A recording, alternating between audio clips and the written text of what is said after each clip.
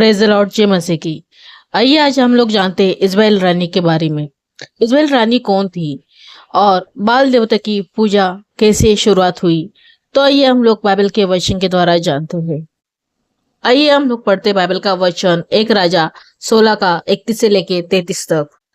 और उसने नबत के पुत्र यारोबाम के पापों में चलना तुच्छ समझना और उसने सदोनियों के राजा एतबाल की पुत्री इजबल से विवाह किया और बाल की सेवा और पूजा करने लगा। और उसने समरी में बाल के मंदिर में जो उसने बनाया था बाल के लिए एक वेदी खड़ी की।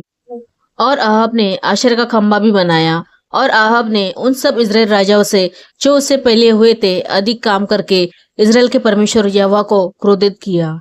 ये बाइबल का वचन हमें बताता है कि राजा अहाब के दुष्ट कर्मों का वर्णन है, जिसमें उसने सीदोन की राजकुमारी इजबेल से विवाह किया, बाल देवता की पूजा की और समरिया में बाल के मंदिर में वेदी बनाकर यहोवा को क्रोधित किया।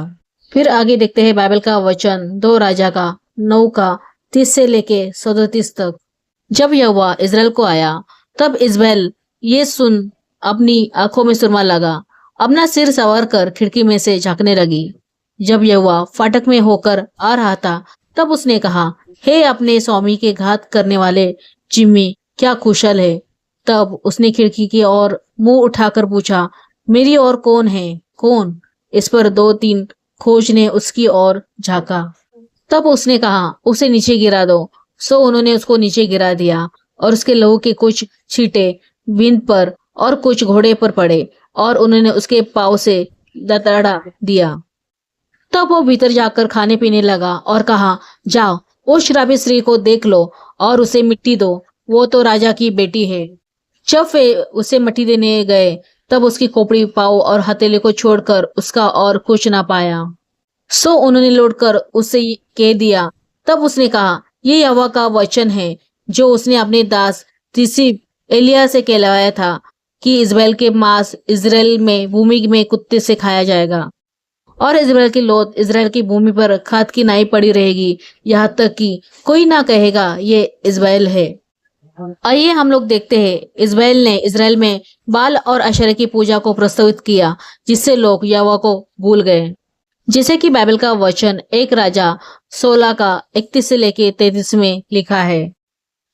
और ये हुआ कि नापत के पुत्र यारोबाम के पापों पर चलना उसके लिए मानो एक छोटी सी बात थी। उसने सीदोनियों के राजा एतबाल की बेटी इजबेल से ब्याह किया और जाकर बाल की सेवा और पूजा करने लगा। और उसने सामरिया में बाल के मंदिर में जिसे उसने बनाया था बाल के लिए एक वेदी बनाई। अहाब ने एक अशेरा भी बनाया और उसने उससे पहले कि सब इजराइल राजाओं से बढ़कर इजराइल के परमेश्वर यहोवा की रिस दिलाई। फिर आगे देखते हैं उसने यहोवा के प्रेरितों को मार डाला, जैसे कि ओबदिया ने 100 प्रेरितों को छुपाया, जैसा बाइबल का वचन 1 राजा 18:4 में लिखा है। ओबदा तो यहोवा का भय यहाँ तक मानता था कि जब इजराइल यहोवा के नबियों को नष्ट करती थी तब ओबदा ने 100 नबियों को लेकर 50-50 करके गुफाओं में छुपा रखा और अन्न जल देकर उनका पालन पोषण करता रहा।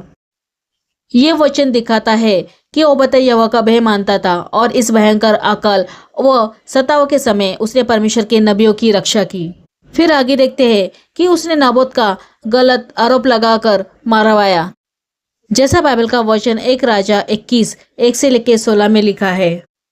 नामत नाम एक इजराइल की एक दागबारी में सोमरोन का राजा अहाब के राज मंदिर के पास इजराइल में थी।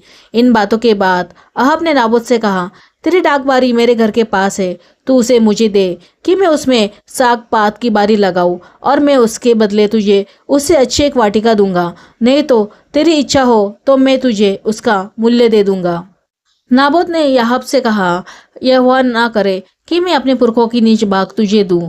इजराइल नाबोत के इस वचन के कारण कि मैं तुझे अपने पुरखों की निज भाग ना दूंगा, अहाब उदास और अप्रसन्न होकर अपने घर गया और बिछौने पर लेट गया और मुंह फेर लिया और कुछ भोजन ना किया।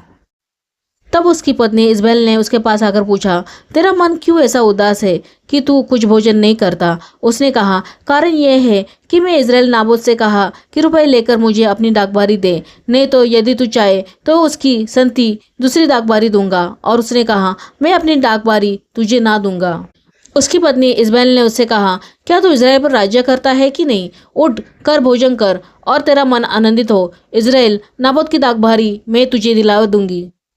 तब उसने अहाब के नाम से चिट्ठी लिखकर उसकी अंगूठी का छाप लगाकर उन पुरनियों और रसोइयों के पास भेज दी जो उसी नगर में नाबोत के पड़ोस में रहते थे। उस चिट्ठी में उसने यो लिखा कि उपवास का प्रचार करो और नाबोत के लोगों के सामने उचित स्थान पर बैठना। तब दो निर्जनों को उसके सामने बैठना जो साक्षी देकर उससे कहे, तूने परमेश्वर और राजा दोनों की निंदा की है, तब तुम लोग उसे बाहर ले जाकर उसको फतरवा करना कि वो मर जाए। इज़बेल की चिट्ठी में कियातने के अनुसार नगर में रहने वाले पुरनियों और रसोइयों ने उपवास का प्रचार किया और नाबोत के लोगों के सामने उचित स्थान पर बैठाया। तब दो निर्जन आकर उसे सम्मुख बैठ गए और तीन निर्जनों ने लोगों के सामने नाबोत के विरुद्ध यह साक्षी दी कि नाबोत ने परमेश्वर राजा दोनों की निंदा की है। इस पर उन्होंने उसे नगर से बाहर ले जाकर उसको फतरवा किया और वो मर गया। तब उन्होंने इज़बेल के पास एक केला भेजा कि नाबोत को फतरवा करके मार डाला गया है। फिर आगे देखते हैं कि इज़बेल की मृत्यु किस प्रकार से हुई। जैसा कि बाइबल का वचन 2 राजा 9 का 30 के 37 में लिखा है। इज़बेल के विषय में यहोवा ये कहता है कि इज़राइल के किले के पास कुत्ते इज़बेल को खा डालेंगे। ये वचन दुष्ट रानी इज़बेल के भयानक अंत के बारे में भविष्यवाणी है जो नाबोत की हत्या और अहाब के पाप से जुड़ी है। जैसे कि एफेसियन फाइल में भी बाल देवता का जिक्र किया गया है। जिससे बाइबल के वचन में इज़बेल ने इज़राइल लोगों को बाल देवता को पूजा करने के लिए प्रस्तावित किया गया। तो ये बाल देवता एक शैतान है। इसलिए हमें बाइबल के वचन में बने रहना है, बाइबल को समझना है, प्रार्थना करना है, पश्चाताप करना है और हमें यीशु के पास लौट आना है। अगर आपको मेरे बाइबल के वचन अच्छे लगते हैं तो मेरे यूट्यूब चैनल को लाइक, शेयर और सब्सक्राइब कीजिए और बेल आइकन का बटन दबाइए ताकि आपको नोटिफिकेशन मिलते रहे और कमेंट बॉक्स में अमेन टाइप कीजिए। परमेश्वर आप सबको आशीष करे। God bless you. Praise the Lord. जय मसीह की।